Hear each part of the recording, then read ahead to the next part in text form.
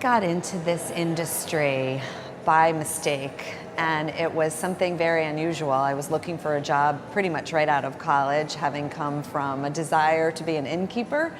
And I was sending out a lot of resumes, and I ended up working for a marketing firm in New York City that was very popular for Caribbean hotels, reservations, and not even sales or PR. And I just sort of sent a resume, and my former boss loved the diversity of what was on my resume, which at that point was bartender, hostess, and really nothing having to do with the industry. But he liked my bubbly personality, and that was my foray into the world of travel.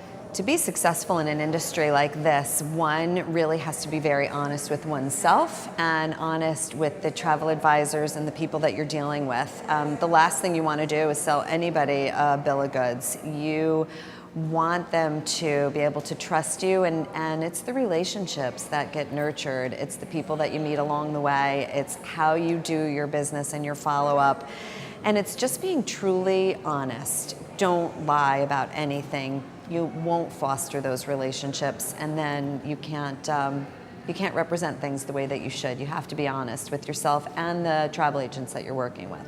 My defining luxury travel moment, so my background was mostly in reservations, but one of the first places that I worked with that I'll give a shout out to was Necker Island, and I helped the team in the United States put Necker Island on the map.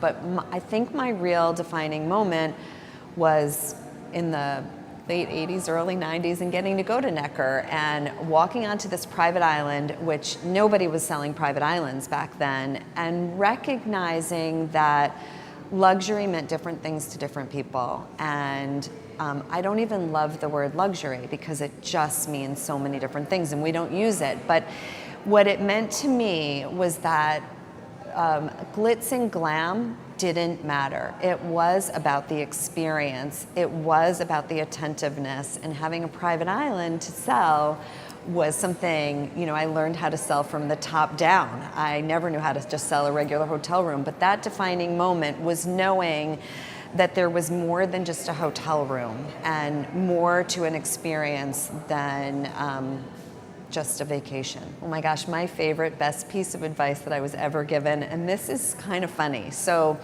in 2007, I finished working with the company that I'd been with for 20 years, and I started my own company, and I was a nervous wreck about it, working from home, how does this go? And honestly, the best piece of advice I was ever given was do not go to work in your pajamas. Get up every day, brush your hair, put on clothes, and try to act like you're going to a job. And I think especially for people who are home-based, we're not anymore, but who are home-based, you have to be disciplined, and that was really my best piece of advice. And I know it seems silly, but that's the one that is in my head.